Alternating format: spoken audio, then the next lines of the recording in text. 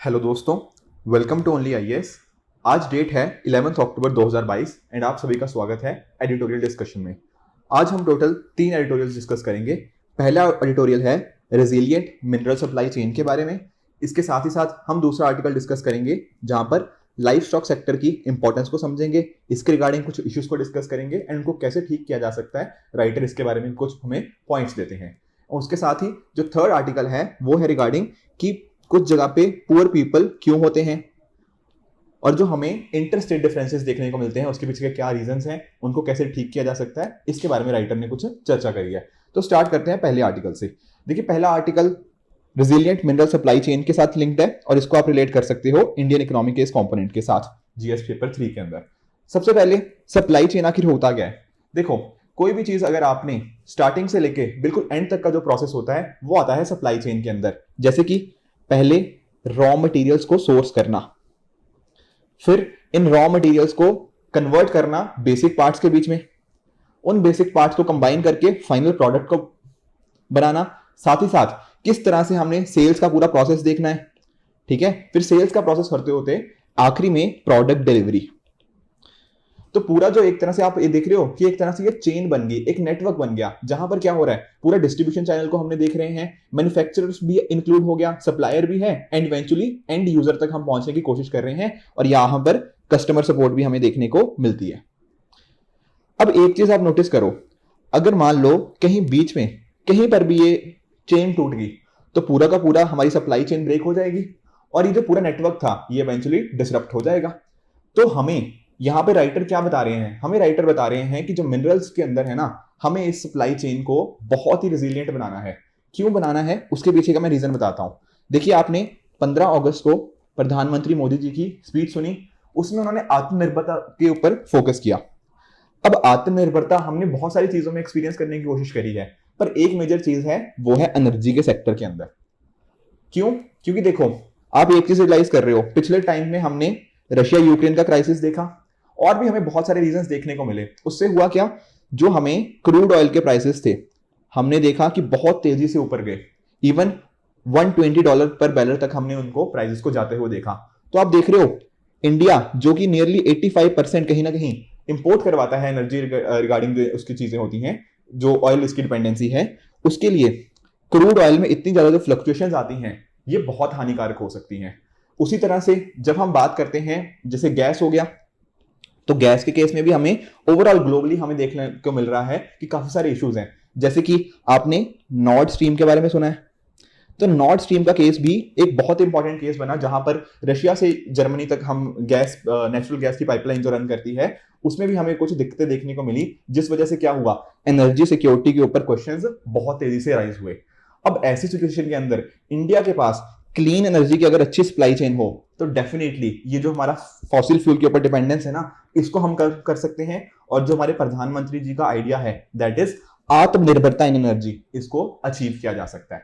ठीक है, तो जो हमारे राइटर्स हैं वो इसी के बारे में डिस्कस कर रहे हैं। और देखो, बात करें इंपोर्टेड इन्फ्लेशन प्रेशर के, इंपोर्टेड इन्फ्लेशन का क्या मीनिंग, जब इन्फ्लेशन के पीछे का कारण कहीं से इंपोर्ट हो क्या है, जैसे कि क्रूड ऑयल के प्राइसेस जैसे ही बढ़ेंगे इंडिया में ऑब्वियसली उसके प्राइसेस बढ़ेंगे एंड कॉरेस्पॉन्डिंगली हमारे पूरा जो ओवरऑल इकोनॉमी है वहां पर इसका नेगेटिव इंपैक्ट देखने को मिलता है। ठीक है, तो यहां पर राइटर क्या बात कर रहे हैं कि अगर हम की मिनरल्स का एक्सेस सिक्योर कर लें, जैसे कि रेयर अर्थ मेटल्स, और उनमें भी किन से, जैसे लिथियम हो गया, कोबाल्ट हो गया, निकल हो गया, इन सभी का अगर हमारे पास एक प्रॉपर सप्लाई होगी, अगर जो सप्लाई चेन है अगर उसमें हमने उसे प्रॉपरली सेटअप कर लिया, तो डेफिनेटली ये जो इश्यूज देखने को मिल रहे हैं, चाहे वो क्रूड ऑयल से संबंधित या गैस से संबंधित या फिर एनर्जी सिक्योरिटी को मेंटेन करने से संबंधित, उन पर्टिकुलर इश्यूज को हम टैकल कर सकते हैं। बट राइटर बोलते हैं कि ये उतना इजी नहीं है, यहां पर हमें कुछ चैलेंजेस का सामना करना पड़ेगा। What are those challenges? देखिए, पहला चैलेंजेस, सबसे इंपॉर्टेंट चैलेंज ये है कि कहीं ना कहीं इन पर्टिकुलर जो रिजर्व्स जो बात कर रहे थे ना रेयर अर्थ मेटल्स की, वो कहीं कुछ ऐसे एरियाज में कॉन्सेंट्रेटेड है जो या तो जियोपॉलिटिकली सेंसिटिव हैं या फिर ईज ऑफ डूइंग बिजनेस वहां पे काफी खराब है। जैसे कि वहां पर से इन रीजन्स के अंदर से इन चीजों को निकालना, इनको एक्सट्रैक्ट करना बिजनेस पर्सपेक्टिव से, इकोनॉमिक पर्सपेक्टिव से काफी डिफिकल्ट हो जाता है, या फिर वो काफी जियोपॉलिटिकली सेंसिटिव एरिया में भी संबंधित है। इसके साथ ही साथ जैसे हमारे कुछ कॉम्पिटिटर्स हो गए, एग्जाम्पल चाइना, अब चाइना ने भी देखो काफी ज्यादा इन्फ्लुएंस कर रखा है इन पर्टिकुलर चीजों के अंदर, जैसे कि कॉन्गो के अंदर हमें ना इस तरह के रिसोर्सेज बहुत देखने को मिलते हैं जैसे कोबाल्ट के, बट वहां पर चाइना ने अपना इन्फ्लुएंस डाल रखा है। उसकी वजह से हो क्या रहा है, इंडिया को अगर इन चीजों की तरफ जाना है तो चाइना वहां पे क्या जाने देगा, आपको लग रहा है? नहीं, वहां पे वो रोकेगा डेफिनेटली। और ये जो चाइना के बेल्ट एंड रोड इनिशिएटिव जैसे प्रोजेक्ट्स हैं, इनके थ्रू भी उन्होंने काफी इन्फ्लुएंस दूसरी कंट्रीज पे डाल दिया है, और इस वजह से इंडिया को ये जो हम एनर्जी सिक्योरिटी की तरफ बढ़ना चाहते हैं उसमें कुछ चैलेंजेस फेस हो सकते हैं। तीसरा चीज यहां पर हमें देखने को मिलता है ऑफ टेक एग्रीमेंट्स। अब ऑफ टेक एग्रीमेंट क्या होते हैं, देखो होता क्या है, एक होता है हमारा प्रोड्यूसर और एक होता है हमारा बायर, ठीक है। अब इन्होंने ना क्या किया, एक तरह का बीच में एक एग्रीमेंट कर लिया या एक अरेंजमेंट कर लिया। किस चीज का अरेंजमेंट, कि जब भी देखो क्या होगा, जब भी प्रोड्यूसर कोई चीज प्रोड्यूस करेगा तो वो क्या करेगा, वो इस बायर को ही सेल करेगा। अभी वो चीज बनी नहीं है, अभी वो चीज बनने वाली है या बनेगी फ्यूचर के अंदर, पर पहले ही एडवांस में ही एक तरह से उन्होंने क्या कर दिया, आपस में एग्रीमेंट कर लिया। तो जब भी कोई ये चीज नई प्रोड्यूसर प्रोड्यूस करेगा वो सीधा उसके जाके सेल करेगा। अब यहां पर हमें ये चीज देखने को मिलती है कि इस सेक्टर में बहुत सारे ऑफ टेक एग्रीमेंट्स होने को मिलते हैं, और इस वजह से अगर इंडिया को यहां पर इनमें जाना है ना, तो वहां पर ऑफ टेक एग्रीमेंट्स जो बाकी कुछ दूसरी कंट्रीज ने कर रखे हैं उनके साथ भी इंडिया को डील करना पड़ेगा, इंडिया को भी और इस चीज में काम करना पड़ेगा, राइट। इसके साथ ही राइटर बात करते हैं कि पहला स्टेप क्या हो सकता है इस चीज के लिए, एक जो गवर्नमेंट ने स्टेप भी लिया है, दैट इज काबिल को एस्टेब्लिश किया है। काबिल क्या है, खनिज विदेश इंडिया लिमिटेड। अब इसके बेसिस पे क्या है, हम क्या चाहते हैं कि जो मिनरल्स की सप्लाई है उसको प्रॉपरली किया जा पाए। देखो, और इस पर्टिकुलर काबिल के कॉरस्पॉन्डिंग ही एक सीईडब्ल्यू की स्टडी भी राइटर ने कोट करी है। व्हाट इज दिस सीईडब्ल्यू, देखो this is council on energy, environment and water. ये एक तरह का थिंक टैंक या फिर रिसर्च इंस्टीट्यूट है। इन्होंने कुछ अपने सजेशंस दिए हैं कि इंडिया के पास डेफिनेटली चैलेंजेस हैं, पर फिर भी हम इन चैलेंजेस को टैकल करते हुए कहीं ना कहीं हम जो एनर्जी सिक्योरिटी की तरफ बढ़ना चाहते हैं वो हम इंश्योर कर सकते हैं। तो उन सजेशंस को जरा देख लेते हैं। पहला चीज इन्होंने जो बोली है दैट इज कि पहले तो ये देखो कि आखिर हमारी मिनरल रिक्वायरमेंट्स है कितनी।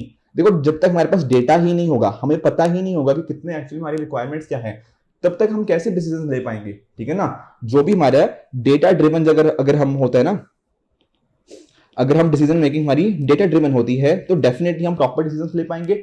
यस, और यही बात यहां पर सीईडब्ल्यू के द्वारा करी जा रही है कि एक तरह की टास्क फोर्स को एस्टेब्लिश किया जाए जिसमें अलग अलग मिनिस्ट्रीज हो, चाहे ministry of new and renewable energy हो गया, मिनिस्ट्री ऑफ पावर हो गया। तो एक तरह से बात क्या है कि पहले मिनिस्ट्रीज के बीच में आपस में हो क्या, कोलैबोरेशन, चीजों के ऊपर कन्वर्जेंस हो कि कितनी हमारी रिक्वायरमेंट्स हैं, हमारा कोऑर्डिनेशन अच्छा हो सभी मिनिस्ट्रीज के अंदर, इंटर मिनिस्ट्रियल कोऑर्डिनेशन।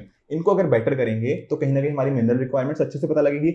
उसके बेसिस पे हम क्या करना सकते हैं, हम अपने प्लान्स बना सकते हैं। जैसे कि मान लीजिए 5 साल का रोड मैप बना लिया कि कितने टोटल हमारी रिक्वायरमेंट्स क्या हैं, उनको कैसे करना है, किस पर्टिकुलर चीज के कितनी रिक्वायरमेंट्स हैं, ठीक है। डोमेस्टिक इन्वेस्टर्स के साथ क्या कर सकते हैं, टेक्नोलॉजी मिक्स को असेस कर दिया, तो इसके बेसिस पे हम हमारे जो डिसीजंस हैं वो बेहतर लिए जा पाएंगे, राइट।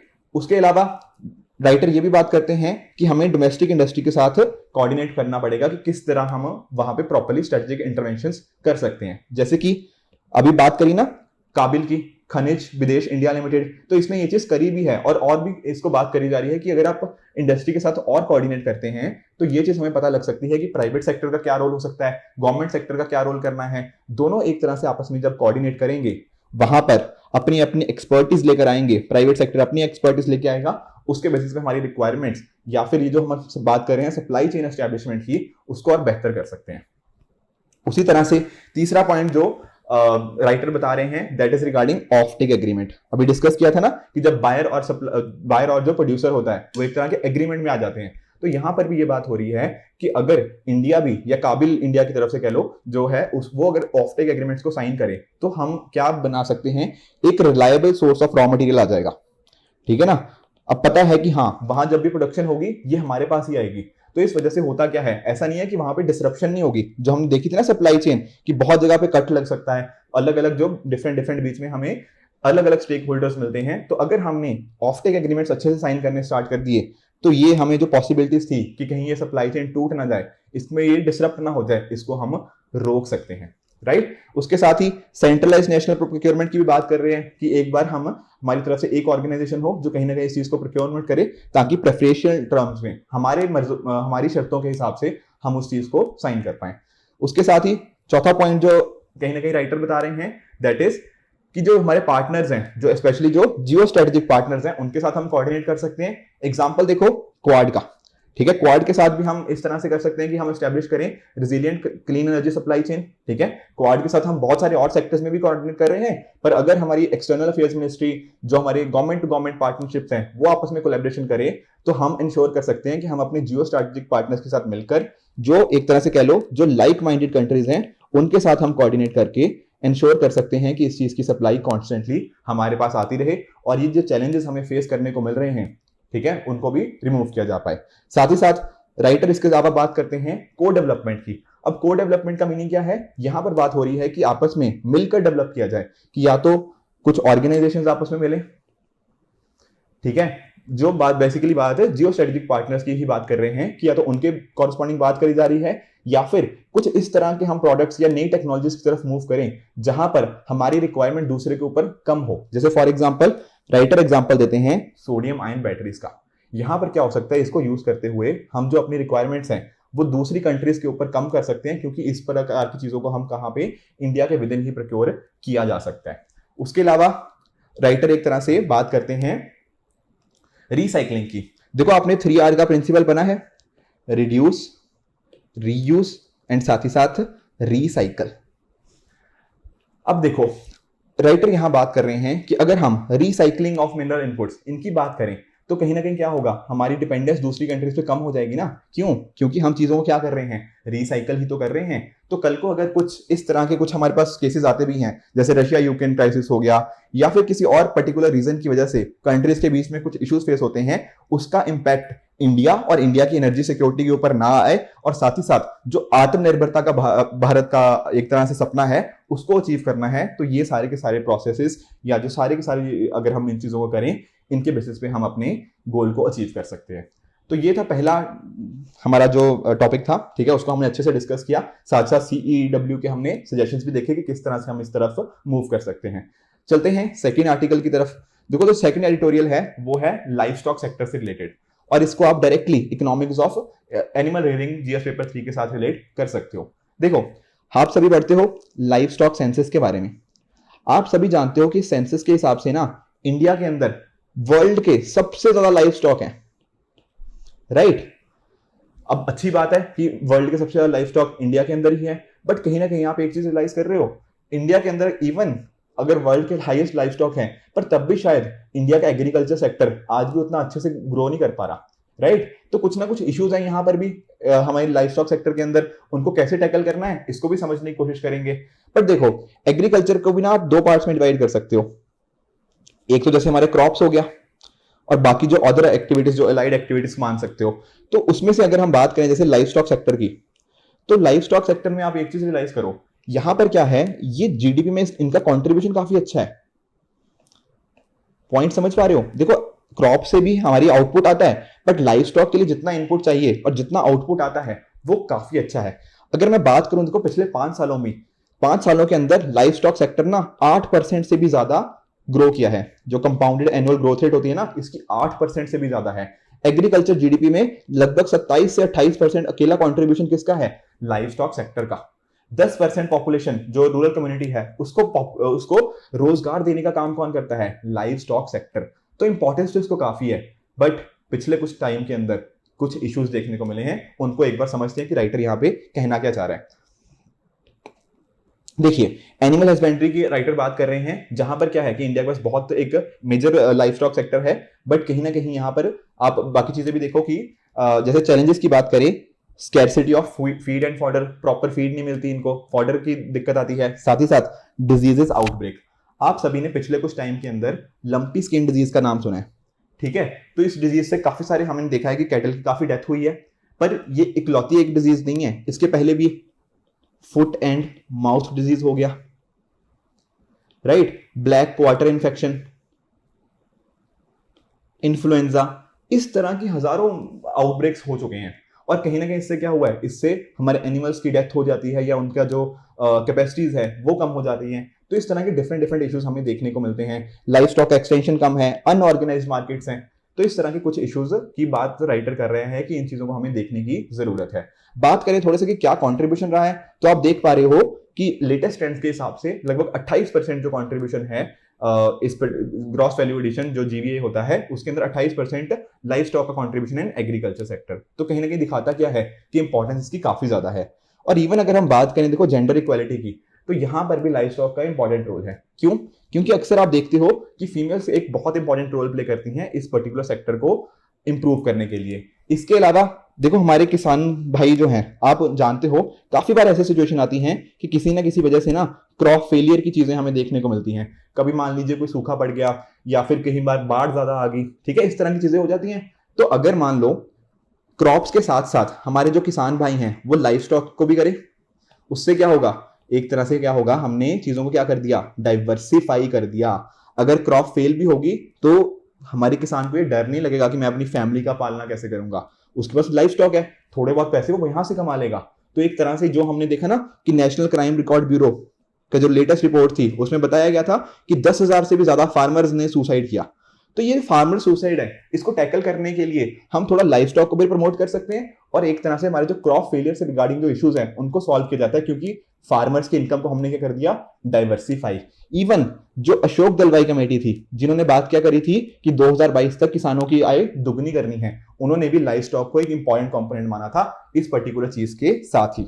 इसके अलावा देखो इंपॉर्टेंस इसके साथ और भी बहुत सारी जुड़ी हुई हैं, जैसे कि आजकल अक्सर आप न्यूज़पेपर में पढ़ते हो हिडन हंगर का मुद्दा। अगर हिडन हंगर जो कहीं ना कहीं माल न्यूट्रिशन इस तरह की चीजों को टैकल करना है ना, तो लाइफ स्टॉक का सेक्टर का इंपॉर्टेंट रोल है। क्यों?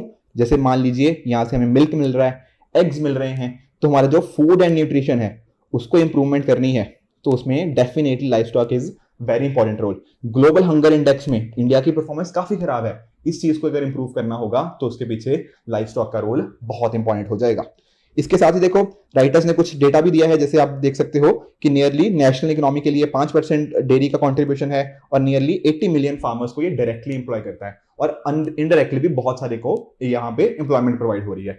साथ ही साथ जेंडर इक्वालिटी में भी इसका कंट्रीब्यूशन है। उसके साथ ही यहाँ पर इंपॉर्टेंट रोल है in terms of soil fertility. ठीक है, फर्टिलाइजर्स आप जानते हो इनके द्वारा आते हैं एंड उनको हम यूज कर सकते हैं।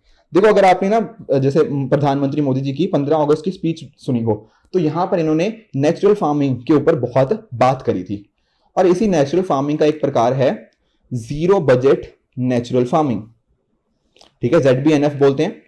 ये एक्चुअली सुभाष पालेकर जी का आइडिया है। यहां पर क्या होती है कि हम क्या कर सकते हैं, एक तरह से कोरिलेशन लेके आ सकते हैं किस चीज के बीच में, हमारा जो क्रॉप्स हैं और साथ ही साथ लाइफ स्टॉक। जो इनपुट्स जो हमें आउटपुट यहां से आए लाइफ स्टॉक के, उनको इनपुट्स की तरह यूज किया जा सकता है क्रॉप्स के अंदर। एंड जैसे फॉर एग्जांपल आप देखो एनिमल्स का जैसे जो डंग होता है, ठीक है, उसको एज अ फर्टिलाइजर यूज किया जाता है क्रॉप्स के अंदर। तो हमारी जो डिपेंडेंस है वो क्रॉप के कॉरस्पॉन्डिंग जो अलग अलग फर्टिलाइजर्स हम मार्केट में मिलते हैं, तो मार्केट बेस्ड फर्टिलाइजर की डिपेंडेंस कम होगी। क्यों? क्योंकि हमने जो लाइफ स्टॉक से हमारे पास जो वेस्ट है मान लीजिए उसको हम यूज कर सकते हैं और उसके बेसिस पे हमारी जो प्रोडक्टिविटी है वो बढ़ सकती है। इससे फार्मर्स का फायदा है। कैसे? क्योंकि फार्मर्स की इनपुट कॉस्ट कम होगी। ठीक है, जीरो बजट का मीनिंग क्या है कि पैसा कम लग रहा है ना, तो फार्मर्स का इनपुट कॉस्ट कम होगी, तो इकोनॉमिक फायदा भी है और साथ ही साथ इकोलॉजिकल फायदा भी है। क्यों? क्योंकि हमें अब केमिकल फर्टिलाइजर नहीं यूज करने पड़ रहे, हमारा लाइफ स्टॉक ही हमारी हेल्प कर रहा है फर्टिलाइजर्स के लिए। तो इस तरह से आप देख सकते हो कि इसके लाइफ स्टॉक के बेनिफिट्स बहुत सारे हैं। साथ ही साथ बायोगैस प्रोडक्शन के साथ भी आप इसको लिंक कर सकते हो। ठीक है ना, क्योंकि हर साल कितना, नियरली 300 मिलियन टन जो होता है वो डंग हर साल फ्यूल के लिए यूज किया जा सकता है, जो कि एनिमल वेस्ट से होता है। ठीक है, साथ ही साथ हमारे फॉरेन एक्सचेंज के लिए, ठीक है, फॉरेक्स अर्निंग भी इसके लिए काफी हाई पोटेंशियल है। जैसे हो गया हमारा वूल हो गया, हमारा लेदर हो गया, इस तरह की चीजों का एक्सपोर्ट पोटेंशियल काफी ज्यादा है। तो ये सारी चीजें थी जो हमें कहीं ना कहीं क्या दिखाती हैं कि लाइफ स्टॉक सेक्टर का इंडियन इकोनॉमी के अंदर एक बहुत इंपॉर्टेंट कंट्रीब्यूशन है। और आप सिर्फ इसको इकोनॉमिक एंगल में मत देखो, इसको इकोलॉजिकल एंगल, बायोगैस के अंदर, फॉरेक्स के अंदर, हर एंगल में आप देख सकते हो। हमारे फार्मिंग कम्युनिटी के हेल्प के लिए हर एंगल में आप कहीं ना कहीं देख सकते हो कि लाइफ स्टॉक का इंपॉर्टेंट रोल है। पर जहां रोल है वहां कुछ चैलेंजेस भी हैं। एनिमल डिजीजेस, अभी मैंने आपको बताया लंपी स्किन डिजीज बताया, उसके साथ ही साथ फुट एंड माउथ डिजीज हो गया, इन्फ्लुएंजा हो गया, ब्लैक वाटर इन्फेक्शन, इससे बहुत सारी डेथ्स होती हैं। इवन देखो अभी राजस्थान के अंदर तो बहुत ही एक मेजर केस हुआ था जहां पर ऐसा मान रहे हैं कि अप्रोक्सीमेटली 1 मिलियन कैटल से भी ज्यादा की उनके डायग्नोज किया गया उनको। ठीक है, साथ ही साथ केरला के अंदर भी अफ्रीकन स्वाइन फीवर हो गया। तो इस तरह के कुछ ना कुछ डिजीज का हमें देखने को अक्सर मिलती ही रहती हैं। उसके साथ ही फीड एंड फॉडर, ये मैंने आपको आर्टिकल की स्टार्टिंग में भी बताया था कि इसकी शॉर्टेज हमें देखने को मिल रही है, एक तरह का डेफिसिट है। उसके लिए भी हमारे पास हमारे जो राइटर हैं वो बताते हैं कि इस तरह से हमारे पास फॉडर प्रोडक्शन प्रॉपर नहीं है। साथ ही साथ फाइनेंशियल अटेंशन, अब ये भी एक बहुत इंपॉर्टेंट कंपोनेंट है। देखो हो क्या रहा है, लाइव स्टॉक का ना 28% कॉन्ट्रीब्यूशन है जीडीपी के अंदर। तो कहीं ना कहीं आप देख रहे हो कि अगर इसका कॉन्ट्रीब्यूशन जीडीपी के अंदर है तो इसको क्रेडिट भी तो मिलना चाहिए ना। तो हो सकता है मान लो 28% ही मिल जाए तो बोल सकते हैं कि प्रोपोर्शनल हो, बट नहीं, इसको हम दे ही नहीं रहे क्रेडिट, अप्रोक्सीमेटली सिर्फ 12% मिल रहा है। तो ये क्या दिखा रहा है, ये दिखा रहा है कि हम इस सेक्टर के ऊपर खर्च ज्यादा कर रहे हैं जबकि आउटपुट इससे बेहतर आ रहा है। तो आउटपुट जिससे बेहतर आ रहा है तो क्रेडिट उसको मिलना चाहिए ना, फाइनेंशियल इंटेंशन उसके ऊपर ज्यादा होनी चाहिए, बट ऐसा इंडिया में अभी करेंटली नहीं हो रहा। उसके साथ ही हमारी प्रोडक्ट मार्केट काफी अंडर डेवलप्ड है, ठीक है, जैसे कि मार्केट का एक्सेस नहीं है। इवन जैसे नीति आयोग ने भी बोला है कि हमारे जो पोस्ट प्रोडक्शन के रिगार्डिंग जो चीजें हैं इसमें देखने को मिलती हैं, चाहे वो ट्रांसपोर्टेशन हो गया, स्टोरेज हो गया, प्रॉपर मार्केट लिंकेज हो गया, वो मिसिंग होने की वजह से हम काफी एक मेजर चंक हमारा लूज कर जाते हैं। इसके साथ ही क्रॉस ब्रीडिंग के रिगार्डिंग कुछ इश्यूज हैं। देखो क्रॉस ब्रीडिंग के डेफिनेटली कुछ फायदे भी होते हैं, बट ऐसा भी देखा गया है कि जब होती है बात क्रॉस ब्रीडिंग की तो उससे कई बार कुछ चेंजेस आ जाते हैं, जिस वजह से क्या होता है कि वल्नरेबिलिटी बढ़ जाती है डिजीज के कॉरस्पॉन्डिंग। एनवायरमेंट में जो नए नए चेंजेस आ रहे हैं उसके बेसिस पे भी अडेप्टेशन मुश्किल हो जाता है कई बार क्रॉस ब्रीडिंग के, तो उसके भी हमें नेगेटिव्स कई बार देखने को मिलते हैं। बाकी यहाँ पर आप क्लाइमेट चेंज का इम्पैक्ट भी समझ सकते हो, ठीक है, क्लाइमेट चेंज का सिर्फ ह्यूमंस के ऊपर इंपैक्ट नहीं है, एनिमल्स के ऊपर भी बहुत एक नेगेटिव इंपैक्ट हमें देखने को मिलता है, जो चीज आप यहाँ पर समझ सकते हो। और इसके साथ ही आप इनफैक्ट ना इनफॉर्मल सेक्टर का भी रोल देखो। हमारे इंडिया में जो लाइफ स्टॉक सेक्टर है मोस्टली इनफॉर्मल सेक्टर में काम कर रहा है, जैसे अनरजिस्टर्ड स्लॉटर हाउसेस हो गए, मीट प्रोडक्शन उन्हीं से ज्यादा होती है। उससे क्या होता है, एक तो क्वालिटी खराब हुई तो उससे कॉरस्पॉन्डिंग क्या हुआ, फिर जो एक्सपोर्ट पोटेंशियल था वो कम हुआ। क्यों? क्योंकि यहां पर क्या आ गए, सैनिटरी एंड फाइटोसैनिटरी बैरियर्स। तो इस तरह के बैरियर्स की वजह से भी ना जो हमारा पोटेंशियल था, एक्सपोर्ट पोटेंशियल कह लो या फिर फार्मर्स का अर्निंग पोटेंशियल था, वो काफी कम हो जाता है। तो ये सब चैलेंजेस भी हमें देखने को मिलते हैं along with the other educate extension services, जिनकी बात कर रहा है कि जैसे वेटनरी सर्विसेज हो गया, वैक्सीनेशन हो गया, डिजीज को कैसे कंट्रोल करना है प्रॉपर। ऐसा भी देखा गया था, अभी रिसेंटली एक सर्वे आया था कि प्रॉपर इंफ्रास्ट्रक्चर, वेटनरी इंफ्रास्ट्रक्चर ही नहीं है, अगर है तो पुअर क्वालिटी का है, टेस्टिंग फैसिलिटीज अच्छी नहीं है, ट्रीटमेंट फैसिलिटीज फिर कॉरस्पॉन्डिंगली काफी खराब है। तो ये सब इश्यूज यहाँ पे राइटर ने नोटिस किए हैं।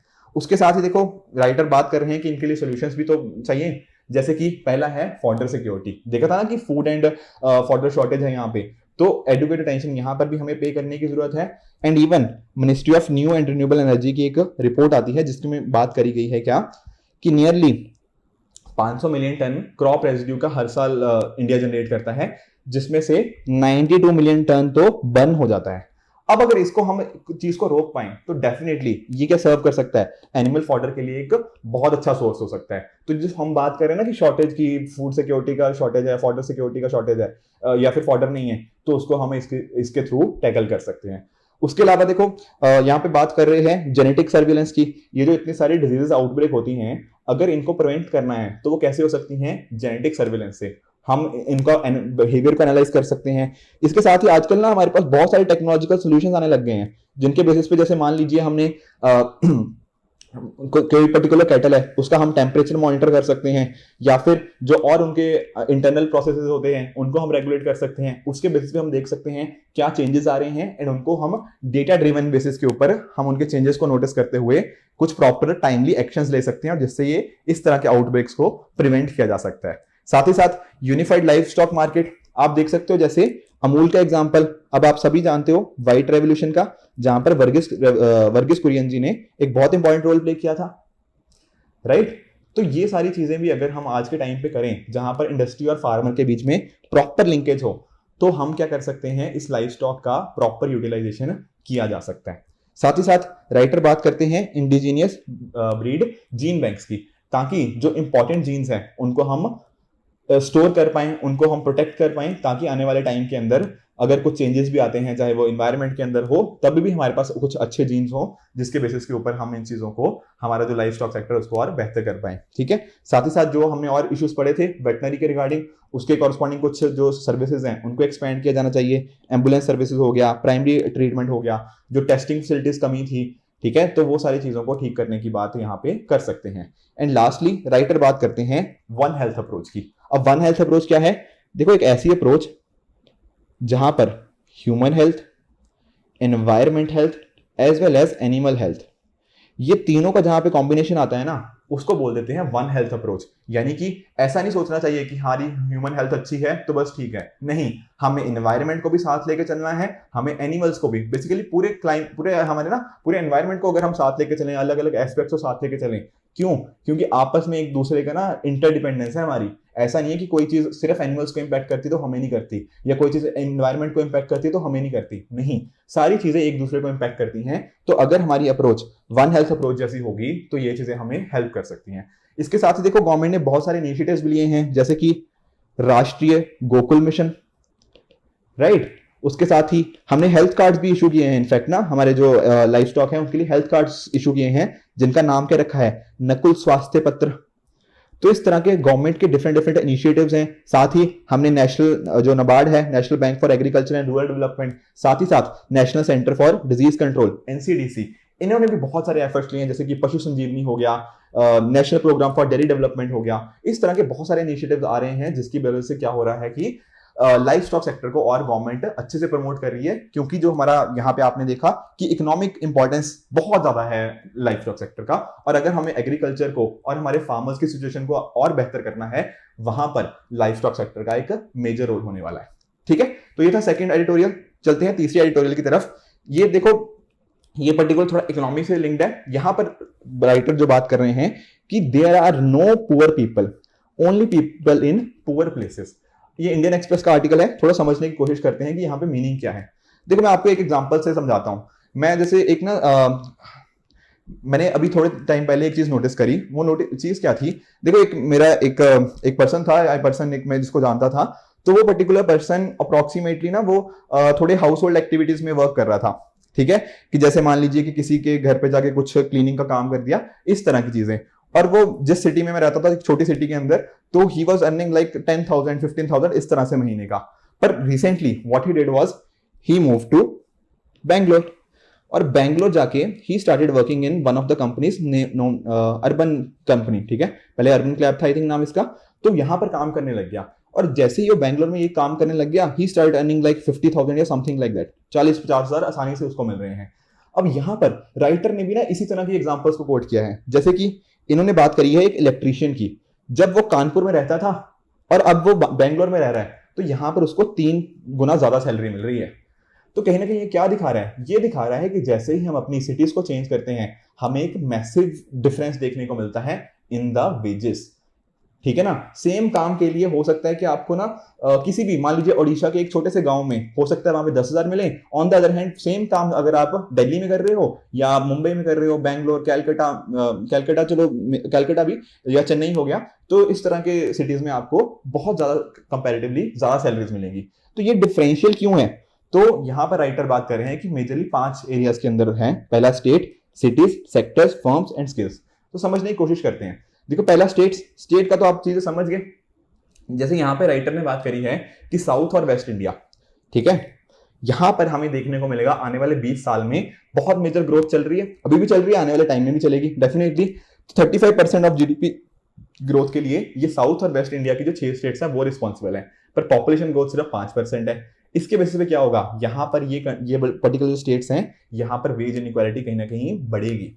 ठीक है, और यहाँ पे राइटर क्या बात कर रहे हैं कि अगर प्रॉपर लेबर लॉज होंगे ना, तो यहां पर हाई पेइंग जॉब्स को अट्रैक्ट करना आसान रहेगा, एंड उसके बेसिस पे इस चीज को देखा जा सकता है।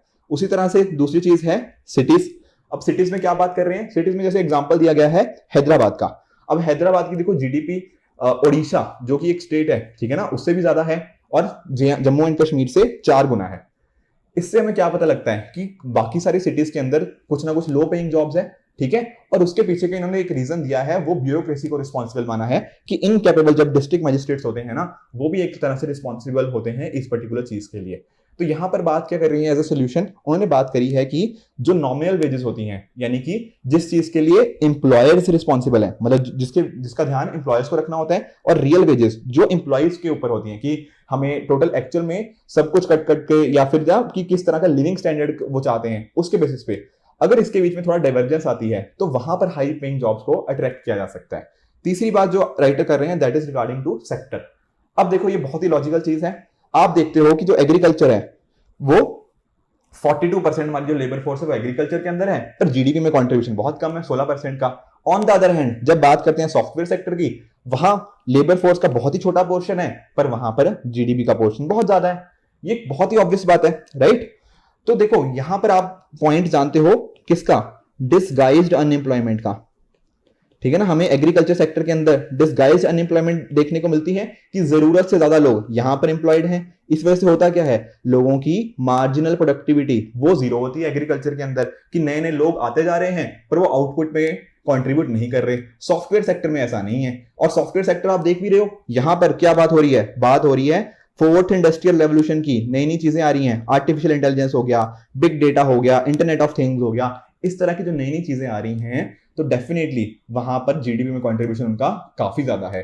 तो यहां पर राइटर क्या बात कर रहे हैं कि जो पर्टिकुलर स्टेट्स अपने यहाँ पे मैन्युफैक्चरिंग सेक्टर की जॉब्स को, सर्विस सेक्टर की जॉब्स को ज्यादा से ज्यादा इंक्रीज कर पाएंगी और लोगों को एग्रीकल्चर से मूव करवाएंगी, या फिर नॉन जो फार्म सेक्टर है उससे मूव करवा सकती हैं नॉन फार्म सेक्टर्स की तरफ, वो वाले स्टेट्स होंगे जहां पर हायर पेइंग जॉब्स होंगी एंड वो इस चीज को देख सकते हैं। साथ साथ उन्होंने चाइना का भी एग्जांपल दिया है कि क्या हुआ है चाइना के अंदर भी एग्रीकल्चर से या फार्म सेक्टर से नॉन फार्म एम्प्लॉयमेंट की तरफ लोगों को मूव किया गया है, जिससे क्या हुआ है, चाइना की पर कैपिटा इनकम बहुत ही तेजी से पिछले कुछ सालों में बढ़ी है।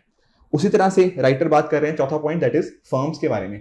अब फर्म्स के बारे में देखो एक पॉइंट देखने को मिलता है कि इंडिया में देखो कंपनीज तो बहुत सारी हैं, ठीक है, बट एक्चुअल में जैसे अगर मान लो 6.3 करोड़ अगर एंटरप्राइज है ना, तो 23,500 ही प्रॉपर कंपनीज हैं। अब यहां पे फर्क क्या आता है, कुछ कंपनीज बहुत बड़ी होती हैं, कुछ होती हैं बहुत छोटी, ठीक है ना। तो यहां पर फर्क आ जाता है इकोनॉमीज ऑफ स्केल का। देखो मैं एग्जांपल से समझाता हूं। जैसे मान लो मैं आपको बोलूं कि आपको 100 शूज बनाने हैं, तो शायद अगर आप 100 शूज बनाने लगोगे तो हो सकता है एक शू आपका कॉस्ट करे मान लो 500 रुपए का। पर अगर मैं आपको बोलूं कि आपको 1,00,000 शूज बनाने हैं, तो अब तो आपकी बहुत बड़ा प्रोडक्शन हो गया ना। तो यहां पर यूनिट कॉस्ट बनाने की वो बहुत कंपैरेटिवली कम हो जाती है। हो सकता है कि सेम शूज अब आप 200 रुपए में बनाने लग जाओ। क्यों? क्योंकि जैसे जैसे प्रोडक्शन कैपेसिटी बढ़ती है ना, जैसे जैसे नंबर ऑफ यूनिट्स प्रोड्यूस वो आप बढ़ाने लग जाते हो, उससे क्या होता है, उससे पर यूनिट कॉस्ट हमें देखने को कम देखने को मिलती है, क्योंकि इकोनॉमीज ऑफ स्केल का वहां पे हमें प्रिंसिपल देखने को मिलता है। तो यहां पर भी राइटर यही बात कर रहे हैं कि जो स्टेट्स इस तरह के रूल्स मतलब कर सकती हैं, वहां पर हाई पेइंग जॉब्स आ सकती हैं। तो फर्म्स के ऊपर भी काफी डिपेंड करता है कि कितनी वेज का डिफरेंशियल होगा। एंड लास्टली पांचवा पॉइंट जो राइटर ने बात करी है वो है स्किल्स के रिगार्डिंग। देखो ये पर्टिकुलर पॉइंट भी हमने डिस्कस किया कि आजकल देखो जो इंसान दिमाग चलाता है उसको ज्यादा इनकम होती है रेदर देन जो मसल्स एज इन मान लीजिए जैसे कई बार जैसे आप देखते हो कि घर बनाने के लिए जो लेबर चाहिए होती है वो अर्न करती है, हो सकता है 400 रुपए पर डे, 500 रुपए per day. On the other hand कोई ऐसा पर्सन जिसका काम थोड़ा मान लीजिए बैंकिंग सेक्टर में है, जहां पे उसको अपना दिमाग चलाना पड़ रहा है, तो he might be earning something like may be 5,000 rupees a day as well. ठीक है, तो फर्क क्या है, फर्क यहाँ पे हो रहा है कि हम आज के टाइम पे स्किल्स हो गया, माइंड हो गया, इसके ऊपर ज्यादा फोकस हो रहा है। उसकी वजह से जो वेज डिफरेंशियल है वो चेंजेस देखने को मिल रहे हैं। और इसके पीछे का रीजन क्या है, रीजन है इंडिया नहीं, वर्ल्ड आजकल क्या बन गया है, एक नॉलेज इकोनॉमी। और ये मैं नहीं बात बोल रहा, ये बात बोली है नीति आयोग के चेयरमैन ने, ठीक है ना, कि वर्ल्ड एक नॉलेज इकोनॉमी बन रही है, फोर्थ इंडस्ट्रियल रेवोल्यूशन हमारे सामने है, ठीक है। तो स्किल्स जिसके पास है आज के टाइम पे उसी का ही मतलब स्किल इज द किंग, ठीक है। तो ये चीज हमें आज के टाइम पे देखने को मिल रही है। तो यहाँ पे राइटर्स ने ना, चलो ये तो बात करी ही है कि क्या इसके पीछे के रीजंस हैं, इसके साथ साथ राइटर ने कुछ सोल्यूशंस भी सजेस्ट किए हैं कि किस तरह से जो हमें स्टेट्स के बीच में वेज डिफरेंसेस देखने को मिलते हैं इसको कैसे रिड्यूस कर सकते हैं। पहली जो बात करी है वो बात कही है कि हमें लोकल बॉडीज को, मेयर्स को, इनको एम्पावर करना होगा। कैसे? 3F को डिवॉल्व करके। 3F क्या है? Funds, function and functionaries. देखो आप जानते हो 11th शेड्यूल की बात करें अगर, स्पेशली चाहे आप 12th की बात कर लो, तो 11th के शेड्यूल के अंदर ना देखो 29 सब्जेक्ट्स की बात करी गई थी कि 29 सब्जेक्ट्स क्या हैं, वो डिवॉल्व करने होंगे जो तुम्हारा जो पंचायत होते हैं। पर इंडिया में एक भी स्टेट ऐसी नहीं है जिसने सभी के सभी 29 सब्जेक्ट्स को डिवॉल्व किया हो, ठीक है। तो इससे एज हमें देखने को मिलता है कि फंक्शंस के कॉरस्पॉन्डिंग ना बहुत इनके पास फंक्शंस के बीच में हमें बाकी और जो गवर्नमेंट बॉडीज हैं उनके बीच में एक तरह का ओवरलैप देखने को मिलता है। उस वजह से लोकल बॉडीज अच्छे से काम नहीं कर पाती, फंड्स की अक्सर कमी देखी गई है। जितने फंड्स कहीं ना कहीं एक्सपेक्टेड होते हैं उतने नहीं कर पाते। साथ ही साथ इंटरनल रेवेन्यू जनरेशन काफी कम कैपेसिटीज होती हैं लोकल बॉडीज के पास, तो रेवेन्यू उनके पास प्रॉपर आ नहीं पाता, उतना मोबिलाइज नहीं कर पाते वो रेवेन्यूज को, और फंक्शनरीज की भी यहाँ पे कमी देखी गई है। तो देखो इवन कोविड-19 के टाइम पे भी देखा कि वो ऐसी स्टेट्स जहां पर लोकल बॉडीज और मेयर्स को ज्यादा इंपावर किया गया था वो थोड़ा सा बेहतर रही हैं कहीं ना कहीं इन चीजों को टैकल करने में।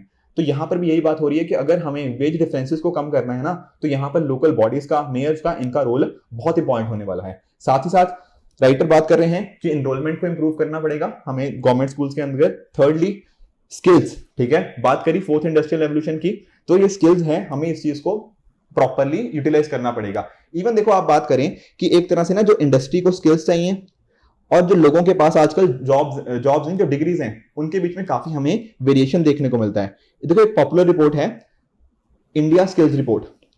इस रिपोर्ट के हिसाब से ना ऐसा बोला गया है कि जो हमारे ग्रेजुएट्स हैं, सिर्फ 46% ग्रेजुएट्स ही ऐसे हैं जिनको एक नौकरी मिल सकती है, कि उनकी जो स्किल्स हैं वो या तो इस तरह से हैं जो इंडस्ट्री को चाहिए ही नहीं बाकी लोगों के।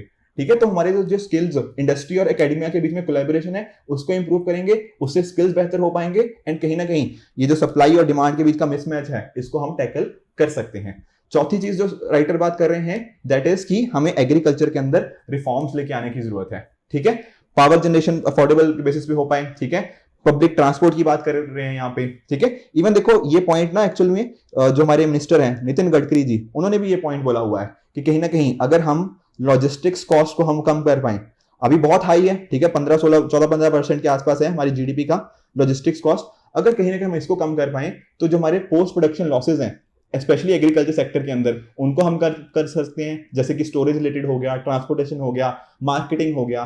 तो ये सारी चीजों के कॉरस्पॉन्डिंग अगर हम पोस्ट प्रोडक्शन लॉसेस को कम कर पाएंगे, प्रॉपर रिफॉर्म्स लेके आ सकते हैं, तो ये जो वेज डिफरेंसेस हमें स्टेट्स के कॉरस्पॉन्डिंग देखने को मिलते हैं इनको कम किया जा सकता है। उसी तरह से जो सिविल सर्विसेज के रिगार्डिंग जो इश्यूज थे उनको भी हमें टैकल करने की जरूरत है। स्टेट्स के कॉरस्पॉन्डिंग बर्डन कम करना होगा, फॉर्मलाइजेशन करना होगा प्रॉपर ह्यूमन रिसोर्स को डेवलप करते हुए। एंड लास्टली एक तरह से अगर हम एक 12 महीने का मान लीजिए एक टारगेट लेके चलते हैं जहां पे पेपरलेस एंड कैशलेस फैसिलिटीज लोगों को मिले, तो उसके बेसिस पे भी हम ये जो वेज डिफरेंसेस हमें स्टेट्स के कॉरस्पॉन्डिंग देखने को मिलता है इसको हम सॉल्व कर सकते हैं। तो ये कुछ सजेशंस थे जो हमारे राइटर बोल रहे हैं कि इनको यूज किया जा सकता है। डेफिनेटली देखो इनको आप ना अलग अलग जगह पर यूज कर सकते हो, जैसे फॉर एग्जांपल हमने पॉलिटी के कुछ पॉइंट डिस्कस किए जहां पर बात करी गई 11th शेड्यूल की, तो इस तरह से आप भी इन पॉइंट्स को अपने आंसर्स में डेफिनेटली यूज कर सकते हो, जो आपको हेल्प करेंगे एक अपने आंसर को मल्टी डायमेंशनल एस्पेक्ट देने के लिए और साथ ही साथ अपने आंसर राइटिंग को ओवरऑल इंप्रूव करने के लिए। ठीक है फ्रेंड्स, तो आई होप आपको ये तीनों के तीनों एडिटोरियल अच्छे से समझ आए होंगे। इसी तरह से आप भी अपने एंड पे हार्डवर्क करते रहिए। Goodbye and good luck.